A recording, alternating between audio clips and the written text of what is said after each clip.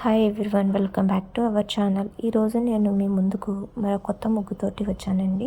మీరు నా ఛానల్ని ఫస్ట్ టైం చూస్తున్నట్లయితే నా ఛానల్ని సబ్స్క్రైబ్ చేసుకొని పక్కనే ఉన్న బెల్ ఐకాన్ని క్లిక్ చేయండి. అలా చేయడం వల్ల నేను పెట్టిన వీడియోస్ అనేవి మీకు నోటిఫికేషన్ ద్వారా వస్తాయి.